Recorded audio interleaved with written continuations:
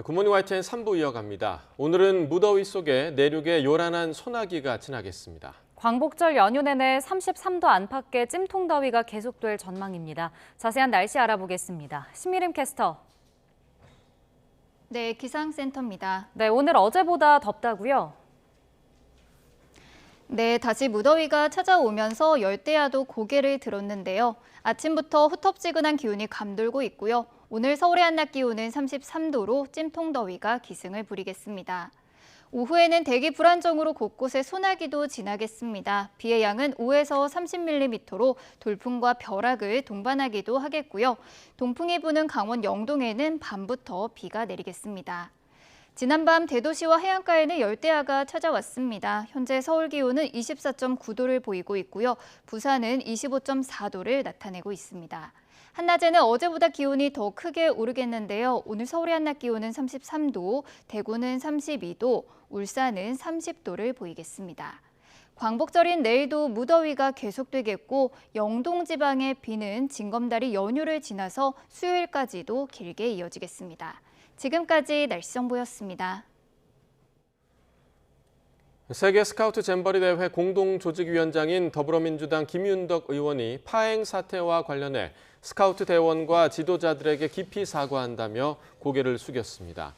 김 의원은 어제 국회 기자회견에서 새만금 잼버리 문제는 스카우트에 대한 무지와 준비 과정에서의 무능, 무관심의 결과라며 예산 편성 등 전반에 대해 국정조사를 통해 살펴봐야 한다면서 이같이 밝혔습니다. 새만금 잼버리 대회는 끝났지만 부실 준비와 운영을 두고 정치권에서는 책임 공방이 계속되고 있습니다. 여당은 뻘밭 대참사라며 전임 정부와 전북도를 몰아세웠지만 민주당은 대통령 사과와 국무총리 사퇴를 촉구했습니다. 보도에 권남기 기자입니다. 국민의힘은 뻘밭을 잼버리 행사장으로 선정한 것부터 첫 단추를 잘못 끼운 거라며 파행 책임을 문재인 정부와 전북도에 돌렸습니다. 지난 2017년 유치 이후 5년 동안 뭘 준비했느냐는 겁니다. 배수 등의 문제, 전라북도가 해결할 수 있다는 주장하며 정부도 새만금 개최에 동의했었습니다. 행사장 용지 개발을 2020년까지 마쳐야 했지만 당시 12% 수준에 불과했고 기반 시설은 1년 전까지 3분의 1 수준이었다며 준비 부족 사례를 조목조목 근거로 들었습니다. 전북도가 잼버리 핑계로 SOC 예산 11조 원을 받아갔다는 주장에 이어 대회 관련 계약 10건 중 7건은 수의 계약이라고 지적했습니다. 업체 선정 과정 및 계약 방식에서 공정성이 지켜졌는지, 다른 문제는 없었는지 따져볼 예정입니다. 반면 민주당은 정권 바뀐 지 1년 3개월이 지났는데 아직도 남 탓을 하느냐며 파행 사태에 대해 윤석열 대통령의 사과와 한덕수 총리 사퇴를 촉구했습니다. 행사장 선정 지적에 대해선 새만금 결정은 박근혜 정부서 했다. 준비 부실 논란엔 예산 대부분이 현 정부에서 투입됐다고 반박했습니다. 윤석열 대통령 취임한 2022년에 398억, 그리고 올해 617억이 공동조직위원장을 맡았던 민주당 김윤덕 의원은 폭염과 해충에 대비하기 위해 비상 예산을 여가부에 요청했지만 거부당했다고 주장했습니다.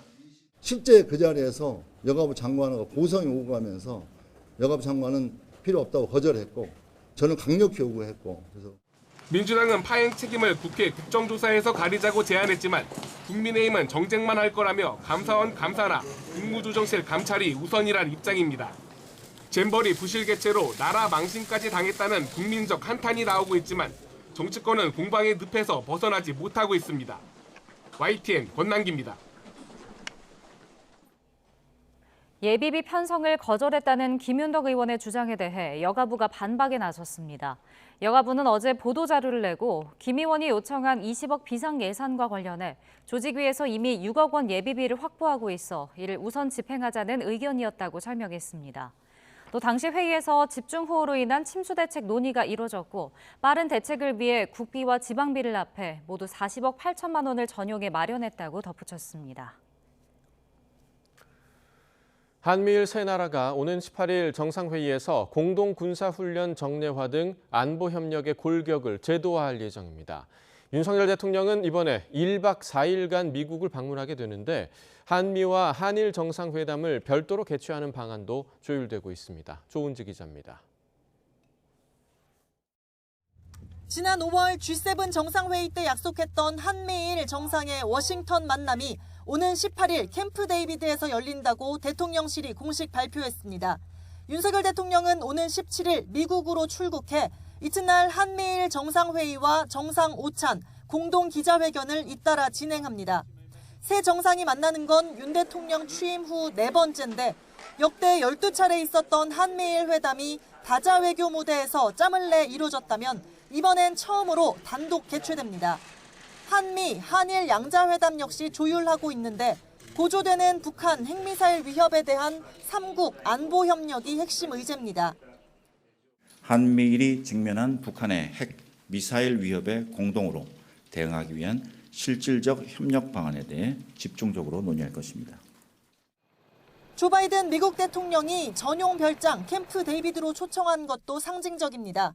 이명박 전 대통령이 지난 2008년 한미회담 때 카트 운전대를 잡았듯 다양한 장면이 연출될 걸로 보입니다.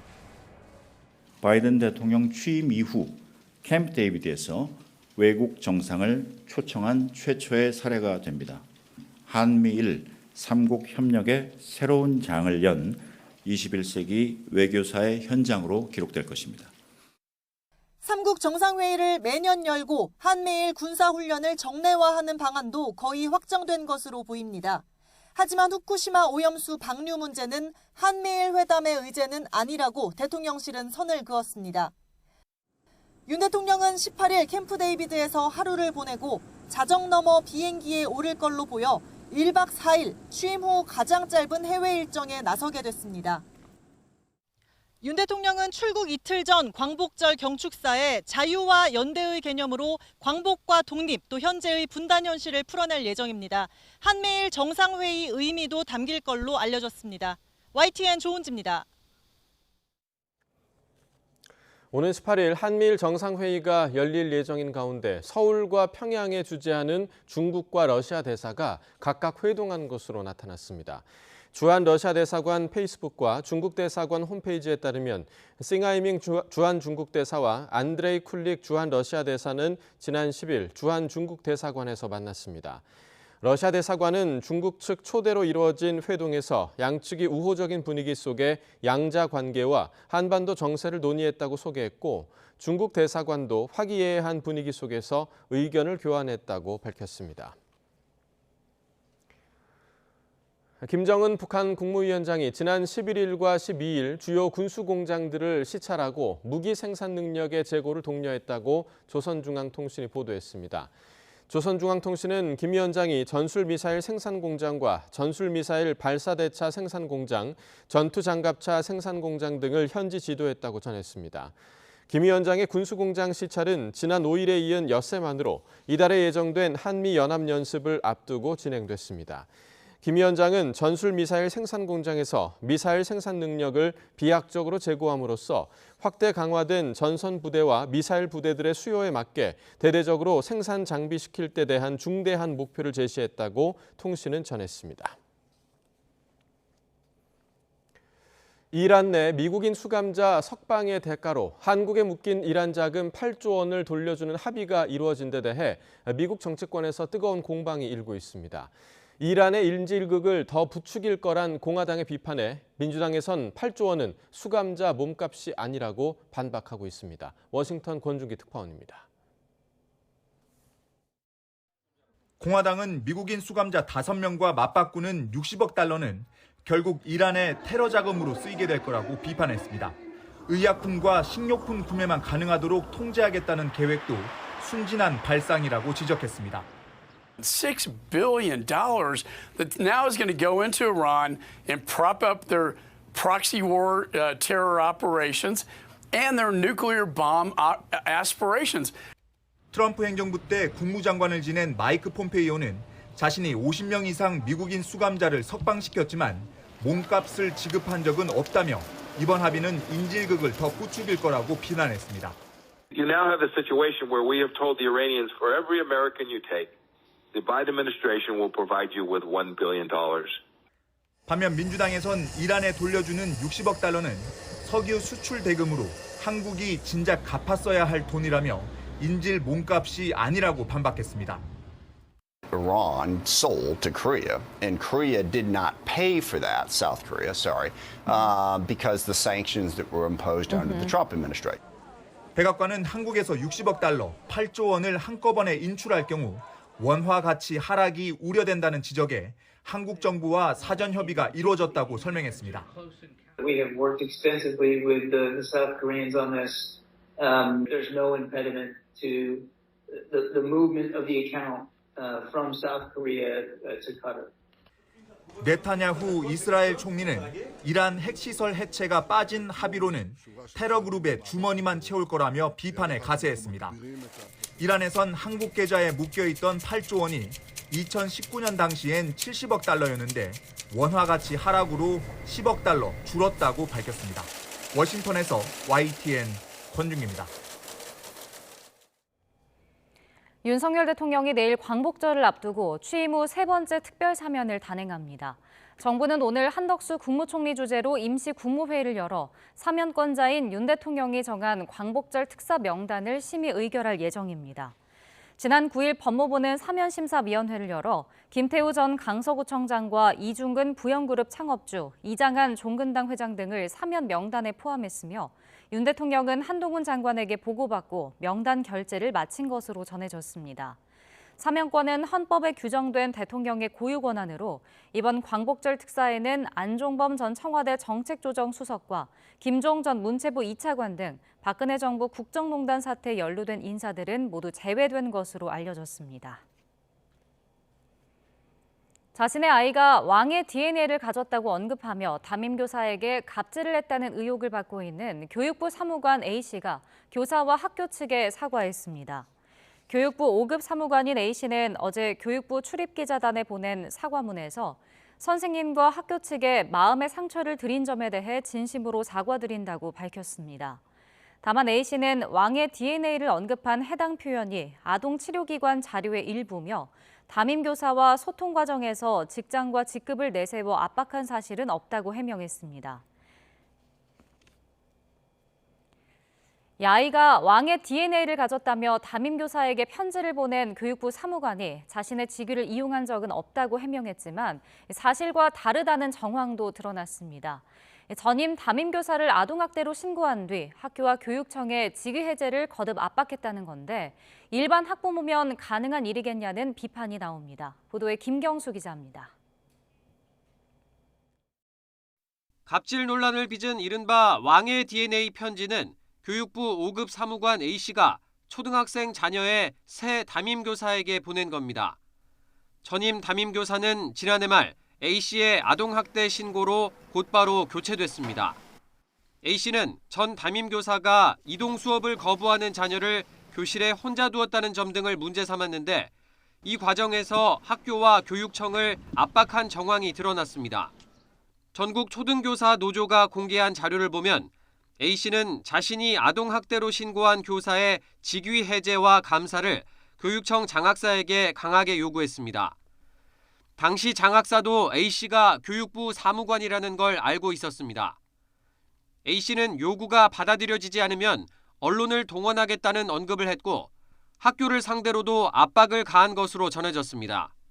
교장과 교감에게 언론에 알리겠다며 으름장을 놓는 것도 모자라 매일 구체적인 교육 내용과 자녀와 같은 반 아이들의 행동 변화를 보내달라는 등 무리한 요구를 한 것으로 알려졌습니다. 해당 학생의 학부모는 피해 교사에게 자신의 자녀가 아동학대를 당했다고 주장하며 학교장, 교감, 교육청을 상대로 피해 교사의 직위 해제를 요구하면서 요구사항이 관철되지 않을 시 언론에 유포하겠다고 협박하였습니다. 결국 A씨의 학대 신고 한 달 만에 직위 해제된 해당 교사는 이후 수사기관에서 무혐의 처분을 받았지만 반년 넘게 고통을 겪어야 했습니다. 갑자기 담임 선생님이 바뀌면서 아이들만 피해를 봤다는 다른 학부모들의 주장도 나왔습니다.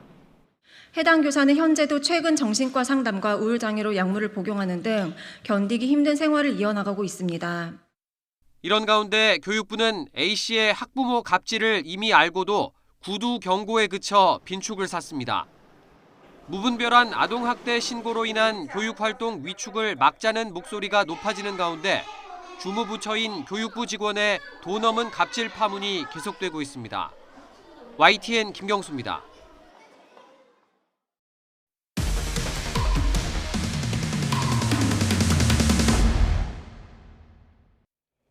얼마 전 무더위 속에 찜통 비행기를 탔다가 환자가 속출했다는 소식 YTN이 단독으로 전해드렸습니다. 국토부가 현장 점검을 나가봤더니 취재 당시 에어컨 결함을 해소했다던 항공사 설명과 다르게 문제가 또 있었습니다. 양희력 기자가 보도합니다. 안내 책자를 손에 들고 부채질하는 승객들.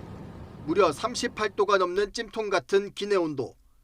비정상적으로 고온인 하이에어 항공기 기내에서 환자가 속출했다는 YTN 보도가 나간 이후 국토부 산하기관이 현장 점검에 나섰습니다. 인력을 급하게 살펴본 결과 새로운 문제가 드러났습니다.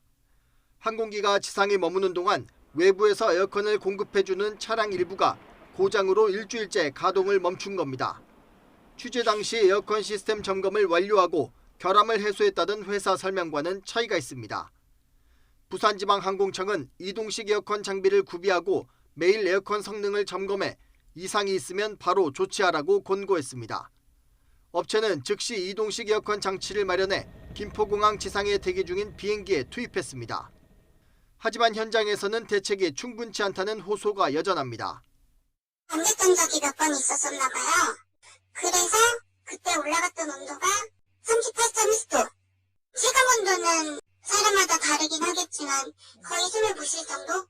손님들이 말하는 거는 산소가 나오냐고. 안전감독 관계자는 운항 중 고온으로 승객들이 불편해하면 다시 점검해야겠지만 지상에 대기 중일 때는 복사열에 취약한 기종의 특성 등을 고려할 필요가 있다고 설명했습니다. 기내에서 일하는 승무원에게 물었더니 이런 답이 돌아왔습니다. 그분들이 진짜 많다보셔서 그런 거죠. 그분들이 만약에 직접 타고 와서 계속 같이 일을 활동을 해보고 그런다고 하면은 이렇게까지 할 수 있나? YTN 양일혁입니다. 어젯밤 대구 지하 노래방에서 불이 나 6명이 연기를 마시는 등 곳곳에서 크고 작은 화재가 잇따랐습니다. 광주에서는 공식 일정을 마친 독일 잼버리 대원이 숙박업소 주인으로부터 폭행을 당했다며 경찰에 신고를 접수했습니다. 밤사이 사건 사고 소식 박정현 기자가 정리했습니다. 골목에 서 있는 소방차, 바로 앞 건물에서는 휘뿌연 연기가 쉼없이 뿜어져 나옵니다. 소방대원들은 진화 작업으로 분주합니다. 대구 침산동의 지하 노래방에서 화재 신고가 접수된 건 어젯밤 8시 20분쯤. 당시 노래방은 영업 전이었지만 위층으로 연기가 빠르게 퍼지면서 건물 2층 파티룸에 있던 손님 4명과 4층에 살던 부부가 연기를 들이마셨습니다. 경찰과 소방당국은 영업을 준비하던 도중 노래방 기계에서 불이 붙었다는 업주의 진술을 바탕으로 정확한 화재 원인을 조사하고 있습니다. 천장부터 바닥까지 온통 시꺼멓게 타버린 집. 안에는 형체를 알아볼 수 없는 잿더미만 잔뜩 쌓였습니다. 어제 오후 4시쯤 광주 광산구 월계동 아파트 3층에서 불이 났습니다. 주민 10명이 급하게 몸을 피했는데 3층에서 1층으로 뛰어내렸던 50대 남성은 발목을 다쳤습니다. 경찰과 소방당국은 오늘 오전 현장 감식을 진행할 방침입니다. 경기 고양시 공장에서도 화재가 발생해 어젯밤 한때 관할 소방서 인력과 장비를 모두 동원하는 소방대응 1단계가 발령됐습니다. 조형물을 제조하는 업체로 당시 공장 안에 사람이 없어 인명피해는 없었습니다. 광주에서는 잼버리에 참가했던 독일 대원이 숙박하던 모텔 주인으로부터 맞았다는 신고가 접수돼 경찰이 수사에 나섰습니다. 모텔 주인은 다른 대원이 에어컨을 끄지 않고 외출해 해당 대원에게 대신 꺼달라고 부탁하는 과정에서 오해가 생긴 것이라고 해명했습니다. 경찰은 다른 독일인 대원으로부터 주인이 방에 허락 없이 들어왔다는 신고도 접수해 조사하는 한편 모텔에 머물고 있던 독일인 대원들을 다른 숙박업소로 이동시켰습니다. YTN 박정현입니다. 네, 경제 소식을 빠르고 친절하게 전달해 드립니다. 오늘 굿모닝 경제는 UME 한양대학교 경제금융대학 교수와 함께하겠습니다. 교수님 어서 오세요. 어서 오십시오. 자, 보통 그 한국은행이 기준금리를 높일 때 기대하는 효과 중에 하나가 가계부채 감소인데 지금 상황은 좀 반대로 가고 있는 것 같습니다. 시중은행의 주택담보대출 1조 원 넘게 늘었다고 하죠? 예, 그렇습니다. 디레버리징이라고 하죠. 가계부채가 줄어드는 것을 그렇게 표현을 하는데요. 예. 기준금리가 그동안 많이 인상이 되면서 디레버리징이 좀 진행이 되어 왔었는데 한 4월 정도부터 은행권 중심으로 해서 이제 가계대출이 다시 늘어나고 있는데요. 특히 주택담보대출의 증가세가 좀 눈에 띄는 그런 모습입니다. 그래서 특히 이제 시중은행 5대 은행이라고 하죠. 그 5대 은행을 기준으로 봤을 때 8월 들어서 지금 10일 만에만 1조 2천억 원 정도 주택담보대출이 증가를 했습니다. 예. 그런데 지난달에는 한 달 내내 한 1조 4천억 원 정도 늘어났거든요. 그러니까 10일 만에 1조 2천억 원이 늘어났으니까 증가세가 더 가팔라졌다고 볼 수가 있겠습니다. 예. 네. 특히 그중에서도 50년 만기 주담대가 가계대출 증가에 큰 부분을 차지하고 있는 것 같은 게 지금은 4개 시중은행에 이어서 이제 우리은행까지 오늘부터 이 만기를 확대한다고 하거든요. 여기에 이렇게 수요가 몰리는 이유가 있나요? 아무래도 이제 50년 만기가 되게 되면 지금 현재 적용되는 가계대출 규제를 약간 우회할 수 있는 방법이 되기 때문인데요. 이게 무슨 얘기냐면 최근에 이제 가계대출, 특히 주택담보대출을 받을 때 적용되는 기준이 DSR이라는 기준이 있습니다. 네. 우리가 총부채 원리금 상환 비율이라고 하는 것인데요. 즉 가계대출 혹은 주택담보대출을 받을 때 그 1년간 소득 대비해서 원금과 이자를 상환하는 금액이 몇 %인지 요거를 이제 기준으로 삼는 건데 총소득 1년의 총소득 중에서 40%를 넘지 않는 부분만 원리금 상환을 상환할 수 있는 그런 범위 내에서 주택담보대출을 받을 수가 있는 것이거든요. 네. 그런데 현재 한 30년이나 35년 정도 주택담보대출을 받을 수 있을 경우에 받을 수 있는 대출 한도가 있을 거 아니겠습니까? 그런데 이것을 50년 만기로 만약에 계산을 한다고 하면 원금을 50년에 걸쳐서 갚게 되는 것이니까 매달 갚게 되는 원금은 더 줄어들게 되겠죠. 네. 따라서 같은 대출을 받기 위해서 내야 하는 원리금이 50년 만기로 이렇게 만기가 늘어날수록 매달 내야 되는 원리금이 줄어들게 되고요. 하지만 만약에 이제 같은 대출 한도가 아니라 그 같은 기준, 같은 DSR 기준을 적용한다고 하면 받을 수 있는 대출 금액은 더 많이 늘어나게 되는 것이죠. 예. 따라서 최근에 이제 부동산 시장이 조금 더 이제 반등을 하면서 사람들이 주택을 이제 더 구매하려는 수요가 높아지다 보니까 이렇게 DSR 기준이 좀 타이트한 상황에서 이걸 좀 우회할 수 있는 방향으로 대출 한도를 조금 더 늘리기 위해서 50년 만기 주담대에 대한 관심이 굉장히 높아지고 있는 상황입니다. 예. 금융당국도 이 부분을 좀 주목하고 있는 것 같더라고요. 50년 만기 대출에. 근데 특히나 대출자들의 연령, 지금 몇 살의 대출자들이 있는가, 그 좀 특이점이 있을까요?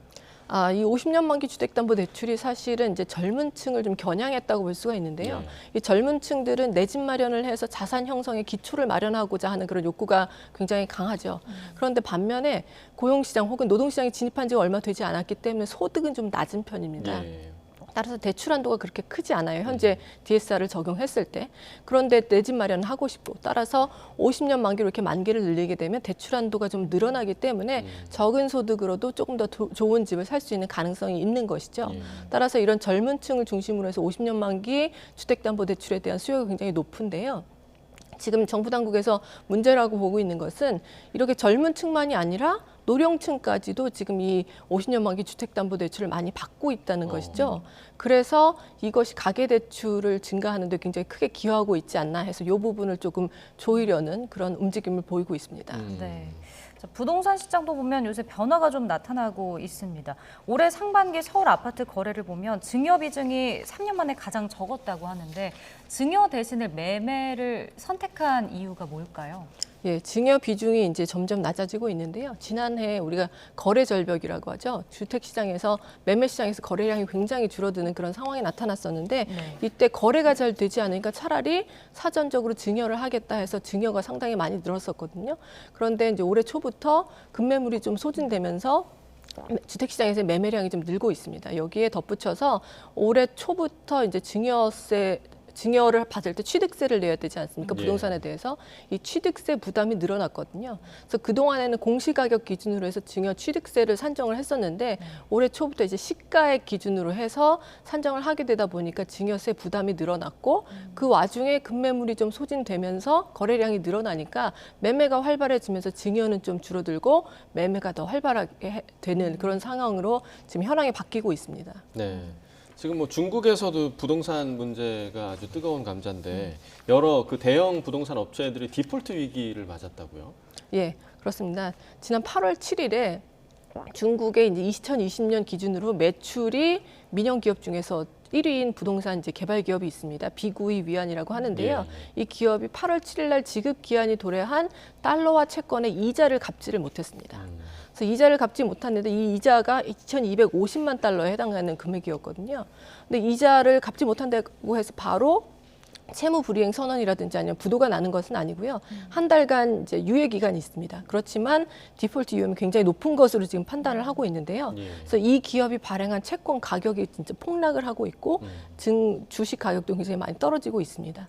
근데 앞서 말씀드렸다시피 이 기업이 중국의 부동산 개발 민영 기업 중에 매출이 1위잖아요. 그러니까 이 기업에 문제가 생겼을 때 전체 부동산 시장에 미치는 영향이 굉장히 클 것으로 예측이 되기 때문에 지금 이제 현재 중국에서 경기 회복을 위해서 여러 가지 정부가 노력을 하고 있는데 이 부동산 시장, 이 기업의 이제 디폴트 위기가 만약 현실화된다고 하면 부동산 경기 회복도 요원해지고 경기 전체가 좀 흔들릴 수 있다는 그런 우려가 커지고 있습니다. 지금 말씀해 주신 것처럼 중국 경제 침체가 좀 더 예상보다 오래 갈 수 있고 장기화할 수 있다 이런 우려가 나오는데 여기에 부동산 시장까지 침체하면 중국 경제가 위협을 좀 크게 받는 것 아닌가요? 예, 그렇습니다. 이 부동산은 사실 중국의 GDP의 한 25% 정도를 차지한다고 하고요. 여러 가지 관련 산업을 포함하면 이거보다 더 큰 비중을 차지한다고까지 얘기를 하고 있는데요. 이 부동산 경기가 지금도 현재 좋지가 않습니다. 부동산 가격이 전국적으로 좀 하락을 하고 있고 부동산 매매 심리 지수도 그렇게 좋지가 않습니다. 사람들이 가격이 더 떨어질 것을 예상을 하면서 좀처럼 거래를 하고 있지 않은데 여기에 이 부동산 개발 기업의 디폴트 위기가 현실화되면 전반적으로 부동산 관련된 심리가 더 악화가 될 수 있고요. 따라서 이 부동산 경기를 바탕으로 해서 경기를 회복시키려는 중국 정부의 노력도 물거품이 될 수가 있습니다.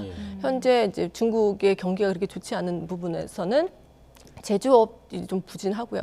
서비스업이 좀 나아지다가 다시 이제 고꾸라지는 모습을 보이고 있는데 부동산 경기마저 받쳐주지 않으면 중국 경제의 이제 회복은 더 요원해 보이고 따라서 우리 경제에도 그렇게 좋은 영향이 미칠 기대는 좀 접어야 될 것 같습니다. 네, 말씀해주신 대로 우리 경제에 영향을 꽤나 크게 미치지 않을까 생각이 드네요. 왜냐하면 또 중국과 교육 규모가 굉장히 좀 크잖아요. 우리나라는 그럼 이 시점에 중국과의 이 경제 관계 어떻게 좀 설정을 해야 할까요? 사실 이제 올해 초에 중국 경제가 리오프닝 되면서 우리 경제가 수혜를 입을 것이라는 전망이 굉장히 우세했었는데요. 그게 이제 현실화되고 있지 않고 하반기에는 그래도 중국 경기가 좀 나아지면서 우리나라 수출이 좀 회복이 되든지 하는 일이 일어나지 않을까 하는 희망 섞인 기대가 또 퍼지고 있는데요. 지금 이제 중국 경제가 이렇게 부동산 경기 중심으로 해서 다시 또 침체 일로를 걷게 되면 대중 수출이 회복될 기미도 좀 이제 요원해지기 때문에 이런 부분 문제라고 볼 수가 있는데 사실 우리가 대중 수출 의존도가 그동안 너무 높았던 것이 최근에 이제 경기가 좋지 않은데도 굉장히 큰 몫을 차지하고 있거든요. 따라서 우리도 대중 수출 의존도 내지는 대중 이제 의존도를 좀 낮추려는 그런 노력이 필요할 것이고요. 거기에 이제는 경제와 안보가 함께 가지 않습니까? 그래서 이제 앞으로 이번 주에는 한미일 이제 정상회의가 예정이 되어 있는데 이렇게 이제 안보와 경제가 같이 감으로 인해서 중국 경제와도 어느 정도 이제 좀 선을 긋는다기보다는 중국에 대한 의존도를 좀 낮추면서 다른 나라와의 좀 협력을 강화할 필요가 있을 것으로 생각이 됩니다. 네. 자, 이번에 국내 주식시장도 보겠습니다. 최근에 국내 증시를 보면 개인 투자자들이 좀 주도하는 흐름을 보이더라고요. 실제로 지난달 외국인 코스피 거래 비중이 15개월 만에 가장 적었다면서요. 예, 그렇습니다. 이제 7월 달에 외국인의 코스피 시장에서의 이제 거래 대금이 68조 원인데요. 이게 1월 달 대비해서는 한 70% 정도 늘어난 폭입니다. 그런데 이 전체 이제 코스피 거래 대금 중에서 외국인이 차지하는 그 비중은 지금 23% 정도 되거든요. 근데 1월 달에는 이게 29%였습니다. 근데 외국인 거래 대금도 많이 늘었는데 그럼 무엇이 문제였나 보면 개인 거래 대금이 엄청나게 많이 늘어난 거죠. 1월 대비해서 7월에 179%가 늘었습니다. 그러니까 개인 거래 대금이 많이 늘어나면서 전체 이제 코스피 거래 대금 중에서 개인이 차지하는 비중이 1월 달 대비해서 15% 포인트 늘어났습니다. 그래서 이렇게 이제 개인 거래 대금이 많이 늘어나다 보니까 이것이 어떤 이제 효과를 나타낼 것인지에 대해서도 관심이 모아지고 있는데요. 일반적으로 이제 개인의 거래 대금 비중이 많이 늘어나면 늘어날수록 좀 주식시장의 변동성이 커진다는 그런 평가가 나오고 있습니다. 그 이유는 주식들이 거래를 이제 개인들이 주식을 거래하는 좀 패턴 양상이라고 할까요? 이것이 좀 특이한 모습을 보이는데 무엇이냐면 테마주 위주로 그리고 테마주 위주로 어떤 그룹의 주가가 이제 계속해서 올라가게 되면 추격 매수를 하는 그런 경향이 있거든요. 그럼 이 추격 매수 때문에 그 주가가 더 많이 오르게 되고 그런데 펀더멘탈이 받쳐주지 않을 경우 이렇게 추격 매수로 주가가 빠르게 오르면 또 크게 하락하는 그런 경향이 있습니다. 그러니까 이런 개인들의 추격 매수 그다음에 단기 매매에 집중하는 이런 양상들이 주식시장의 좀 변동성을 키우는 이런 부작용이 있는 것으로 이제 보이기 때문에 개인들도 좀 공부를 많이 하고 장기적인 가치 투자를 하는 것으로 좀 방향을 선회하면 좋을 것으로 생각이 됩니다. 네, 아무래도 최근에 뭐 2차 전지나 초전도체 때문에 이런 테마주 관련 주식에 열광하는 게 있었는데 이런 현상을 좀 급증시킨 것 같습니다. 자, 끝으로 이번 주에 주목할 만한 경제 일정 어떤 일정이 좀 있을까요? 예, 앞서 간단하게 말씀드렸는데 한미일 정상회의가 이번 주에 열립니다. 미국 워싱턴 인근의 캠프 데이비드에서 열리게 되는데 한미일이 서로 경제 안보 분야에서 어떻게 협력을 할지 여러 가지 현안을 논의할 것으로 보이고요. 이외에 한국은행이 이제 수출입 가격 지수를 발표를 합니다. 그래서 수출 물가가 어땠는지 그다음에 수입 물가가 어땠는지를 보면 수입 물가가 이제 앞으로 향후 우리나라 국내 물가에 어떤 영향을 미칠지를 알 수 있고 또 수출 가격 지수를 보면 우리나라 수출품이 외국에서 얼마나 높은 가격에 판매가 되는지 즉 채산성이 얼마나 높은지를 볼 수 있습니다. 마지막으로 대외적인 이제 일정을 보면 미국의 7월달 FOMC 공개시장위원회의 정례회 의사록이 공개가 되고요. 그리고 이제 미국의 소매 판매 지수가 7월달 이제 수치가 발표가 됩니다. 이런 걸 바탕으로 해서 향후 미 연준의 이제 기준금리 결정이 어떻게 될지 좀 정보를 얻을 수 있을 것으로 판단이 됩니다. 네, 오늘 굿모닝 경제 여기까지 듣겠습니다. 유혜미 교수와 경제 이야기 나눠봤습니다. 고맙습니다.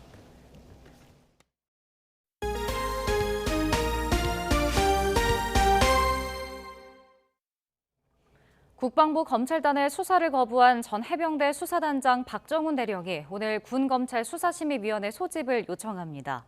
앞서 박 대령 측은 군검찰 수사심의위 소집을 요청해 수사 계속 여부와 기소 불기소 여부에 대한 판단을 구할 예정이라고 밝혔습니다. 박 대령은 고 최수근 상병 순직 사건을 수사한 뒤 경찰로 사건 자료를 이첩했다가 집단 항명 등 혐의로 군 검찰의 수사를 받고 있습니다.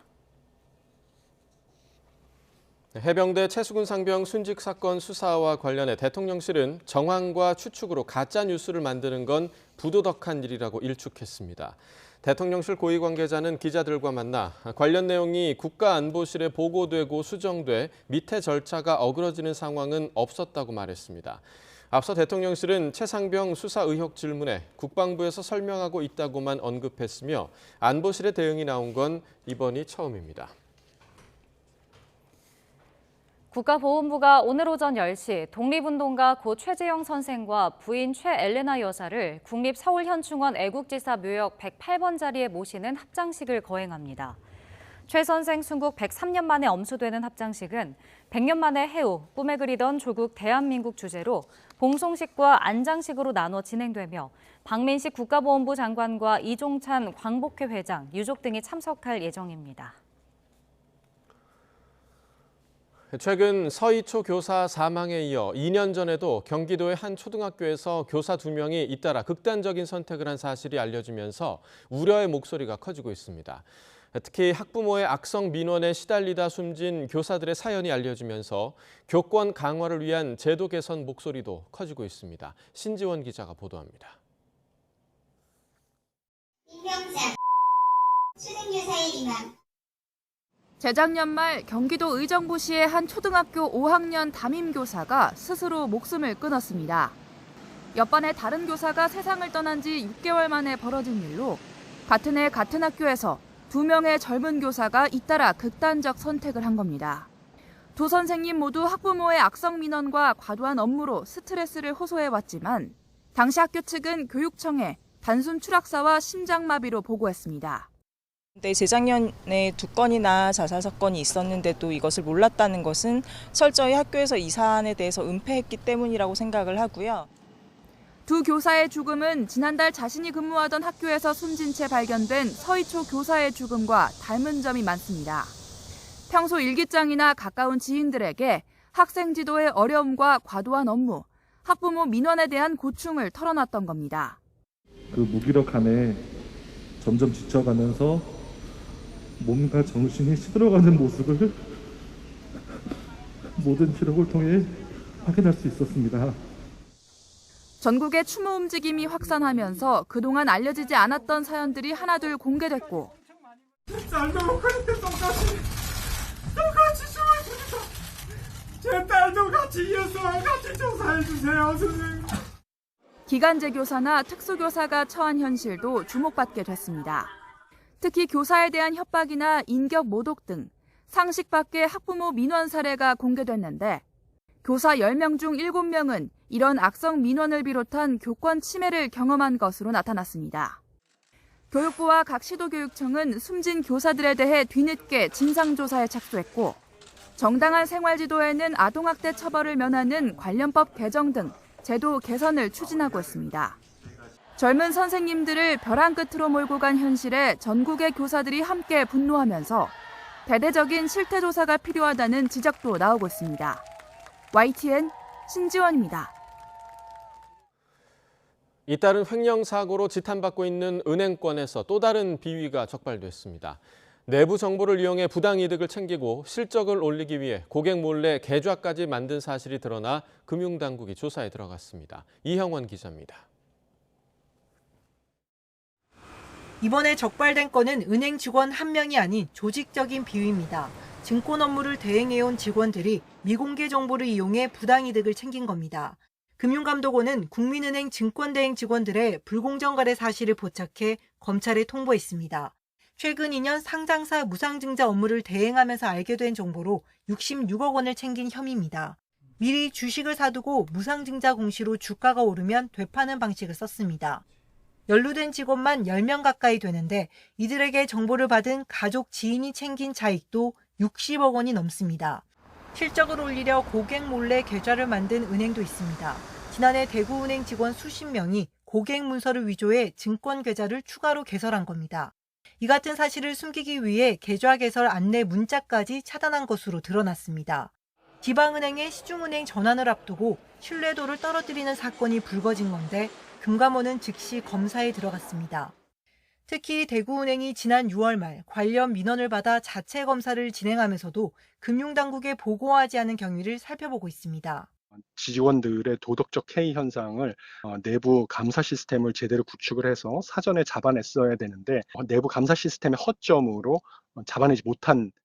금융당국은 은행 핵심 업무 관련 사고에 대해서는 법령상 최고 책임을 묻는 등 강력히 대응하기로 했습니다. YTN 이영훈입니다. 네, 오늘은 택배기사들의 과로를 막기 위해 지정된 택배 없는 날입니다. 그래서 대다수 운송업체가 배송 업무를 쉬지만 쿠팡은 배송을 이어간다는 방침인데요. 쿠팡의 택배기사들은 이날뿐 아니라 휴가를 썼다가는 사실상 해고당할 위기에 처한다며 휴식권을 보장하라고 요구하고 있습니다. 김다현 기자가 보도합니다. 쿠팡 기사 강민욱 씨가 쉬지 않고 택배를 나릅니다. 푹푹 찌는 날씨에 온몸은 금세 땀으로 흠뻑 젖습니다. 95% 밑으로 떨어지면 제가 일하는 구역을 빼서 갑니다. 그러면 저는 일할 수 있는 공간이 아예 없어지는 거고 택배기사에게는 그게 곧 해고입니다. 일주일에 쉬는 날은 단 하루. 무더위까지 기승을 부리는 통에 짐이 빠지는데도 휴가는 생각도 못하고 있습니다. 쿠팡 본사가 아닌 대리점과 계약을 맺은 일종의 개인 사업자, 특수고용직 신분이다 보니 연차가 따로 없는 탓입니다. 물론 일당을 포기하면 쉴 수 있겠지만 배정된 물량을 맞추지 못할 경우 담당 구역에서 배제될 수 있다는 규정이 발목을 잡습니다. 시민들이 밖에 비 와요? 이렇게 물어봐요. 그래서 왜요? 그랬더니 땀을 너무 많이 흘려가지고 비 오는 줄 알았다고. 휴가 간 동안 대신 물량을 소화해줄 대체기사는 강 씨가 일하는 곳처럼 영세한 대리점에선 찾아보기 어렵습니다. 이렇다 보니 쿠팡의 특수고용직 신분 택배기사 40%가량이 올해 휴가를 다녀오지 않았거나 앞으로도 계획이 없다고 답했습니다. 강 씨처럼 한 번 쉬었다가 담당 구역이 사라질까 봐 걱정된다는 게 주된 이유였습니다. 그런데도 쿠팡은 홈페이지에 대리점마다 대체 인력을 두도록 한 규정이 있다며 택배기사들은 원하는 만큼 쉴 수 있다고 내세웁니다. 취재진이 이런 홍보 내용이 현실과 다르다고 지적하자 쿠팡 측은 대체기사 투입은 대리점의 사정이라서 개입하기 어렵다고 한 발 물러났습니다. 또 대리점이 계약을 제대로 이행하지 못했을 때 배송 물량을 조정하는 건 당연하다며 이에 따라 기사가 구역에서 배제되는 것에도 문제가 없다고 설명했습니다. 이런 가운데 쿠팡은 판매 상품 매입과 배송을 직접 맡는다는 점에서 일반 택배사와는 다르다며 택배 노동자들의 휴식권 보장을 위해 지정한 택배 없는 날에는 동참하지 않기로 했습니다. YTN 김다현입니다. 장마와 태풍이 지나가자 또 폭염입니다. 가축 집단 폐사 우려가 큰데요. 경기도가 스마트 축사 시설을 보급하는 등 농가 피해를 최소화하기 위해 총력전에 나섰습니다. 최명신 기자가 보도합니다. 숨이 턱턱 막히는 가마솥 무더위에 양계 농가의 속도 바짝 타들어갑니다. 고온 스트레스에 취약한 닭의 특성상 언제든 집단 폐사 가능성이 있기 때문입니다. 더우면 이놈들이 좀 시원한 데로다가 또 확 몰리는 현상이 있고 그러다 보면 그게 이제 압사로 이어지는 그런 상황인데. 하지만 이 농장은 무더위에도 별 걱정이 없습니다. 열 차단 효과가 있는 차열 페인트로 농장 전체를 도포하고 계산의 온도와 습도 조절은 물론 자동화된 급이 급수 시설도 갖췄습니다. 정보통신 기술을 기반으로 한 스마트 축사인데 출하 시기가 사날 단축되는 등 생산성도 크게 향상됐습니다. 관리자 입장에서는 편하지 좀. 뭐 자주 들어갈 거 하루에 5번 들어가면 2번 정도밖에 안 들어가고. 경기도는 올해 스마트 축사를 한우와 양돈, 양계 등 91개 농가에 조성할 계획입니다. 207억 원의 사업비를 투입해 선정된 농가인 최대 15억 원 한도 내에서 지원이 이뤄집니다. 점점 이제 기후가 온난화 기후가 돼가지고 너무 따뜻해지잖아요. 그러면은 이 뭐랄까요, 가축 사육 환경도 점점 열악해지거든요.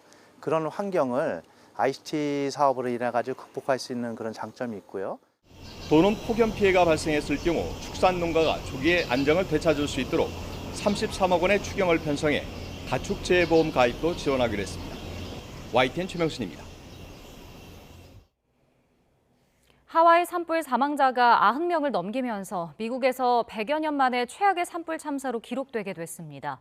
실종자 수색 작업이 본격화한 가운데 화재 대응과 관련한 문제점도 속속 드러나고 있습니다. 황보연 기자가 보도합니다. 하와이 마우이 섬에서 산불이 시작된 지난 9일, 마침 라하이나 상공을 지나던 헬기에서 당시 모습이 고스란히 찍혔습니다. 한 탑승자는 믿기지 않는 듯 탄식을 쏟아냅니다. Oh my gosh, look at the harbor. Oh my gosh. 죽으림을 다해 도망쳤던 주민은 몸서리치던 순간을 또렷이 떠올립니다. It's dark, it's 4 o'clock in the afternoon, it looked like midnight. And there's embers just flying at you, people are getting hit with, the cars sound like bombs going off. And I was just freaking out. 진화 작업은 닷새를 넘겼지만 불길이 다시 확산할 위험도 여전한 상황. 일각에선 나무 뿌리들이 땅속에서 타고 있다는 우려까지 제기됐습니다.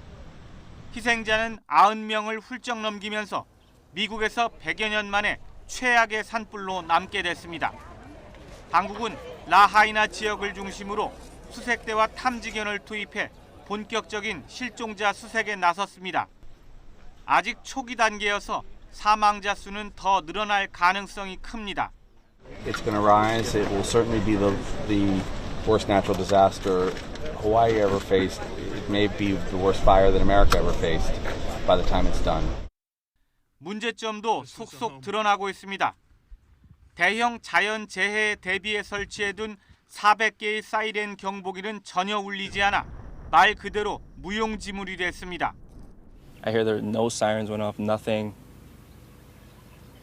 We just had to know that ourselves. It was fight or flight with no warning whatsoever.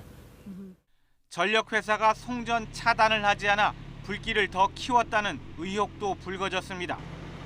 워싱턴 포스트는 하와이 95% 가구에 전력을 공급하는 회사가 전력 차단이 확산을 막는 데 효과적이라는 것을 알면서도 이를 시행하지 않았다고 보도했습니다. YTN 황보연입니다. 한편 현지 주민들이 정부의 느린 구호 조치에 불만을 제기하고 있다고 뉴욕타임스가 보도했습니다. 신문은 바이든 대통령이 하와이를 연방 재난 지역으로 선포하고 신속한 복구 지원을 약속했지만 정부 구호품은 보이지 않고 주민 스스로 생필품을 조달하는 등 불편함을 견디고 있다고 전했습니다. 러시아군이 흑해를 지나던 팔라우 국적의 화물선에 경고 사격을 했습니다. 흑해 곡물 협정이 종료된 이후 러시아가 상선에 발포를 한 것은 이번이 처음입니다. 보도에 김원배 기자입니다. 러시아 초계함 바실리 비코프함이 현지 시간 13일 팔라우 국기를 달고 흑해 남서쪽에서 북쪽으로 항해하던 화물선 수크루 오칸호에 자동 화기를 발사했습니다. 러시아 국방부는 성명에서 검색을 위해 멈추라고 요구했지만 선장이 응답하지 않아 강제로 멈추기 위해 경고 사격을 했다고 밝혔습니다. 경고 사격 후 헬기를 동원해 화물선에 오른 뒤 내부 점검 후 다시 항해를 허용했다고 러시아 국방부는 덧붙였습니다. 러시아 국방부는 이 배가 우크라이나의 다뉴브강 항구인 이즈마일로 가던 중이었다고 밝혔습니다. 그러나 로이터 통신은 금융정보업체 레피니티브 자료를 인용해 수크루 오카는 루마니아의 술리나 항구로 가던 길이었다고 보도했습니다. 러시아가 지난달 흑해 곡물협정 종료를 선언한 이후 상선에 발포를 한 것은 이번이 처음이라고 로이터 통신은 전했습니다. 볼로디미르 젤렌스키 우크라이나 대통령 고문인 미하일로 포돌라크는 SNS에 이번 러시아의 발포는 해적 행위라고 맹비난했습니다. 러시아의 흑해 곡물협정 종료 선언 이후 흑해와 인근 항구에서는 러시아와 우크라이나의 충돌이 확대되고 있습니다. 러시아는 흑해에 있는 우크라이나 남부 오데사주의 항구 마을들을 공격해 항구 시설과 곡물 창고를 파괴했습니다. 우크라이나 역시 수중 드론 등을 동원해 러시아 군함과 유조선을 공격했습니다. 또 크림 반도와 러시아 본토를 잇는 크림 대교를 폭파하는 등 흑해에서 긴장이 고조되고 있습니다. YTN 김원배입니다. 지구온난화로 인한 이상기후가 농업과 업, 관광 등 다양한 분야에 영향을 미치고 있습니다. 기후변화 속에서 생존을 고민해야 하는 사람들의 모습을 류재용 기자가 전해드립니다. 지구촌에서도 뜨겁기로 유명한 이라크 남부에 있는 대취하자 농장입니다. 이곳 농부들은 50도에 이르는 폭염을 오히려 즐기고 있습니다. 폭염이 이어질수록 대취하자가 빨리 익고 생산량도 많아지기 때문입니다. احنا ننتظر الجو الحار على احر من الجمر مثل ما يقولون هذا بالمصطلح العام بينما اكو ناس تتاثر بدرجات الحراره المرتفعه يعني اكو ناس ما تريد درجات الحراره المرتفعه باعتبار سوء الاحوال الجويه. 하지만 이런 폭염에 삶을 위협받는 사람들이 훨씬 많습니다. 2만여 종의 동식물이 서식하는 지중해에서는 이미 700여 종이 멸종 위기에 처했습니다. 특히 성게, 홍합, 오징어 등 토종이 사라지고 외래종이 늘면서 어부들의 한숨이 늘고 있습니다. أكيد التغير المناخي بيأثر على صيد سمكنا نحن لأن حتى في كتير أنواع من السمك اللي عنا انفقد من عنا ما عاد موجود. 페루 남부 태평양 연안의 어민들의 사정은 더욱 심각합니다. 통상 17에서 19도이던 해수 온도가 엘니뇨의 영향으로 26도까지 오르면서 어획량이 크게 줄었기 때문입니다. Por lo menos será un promedio de 40%, 30-40% está reduciéndose.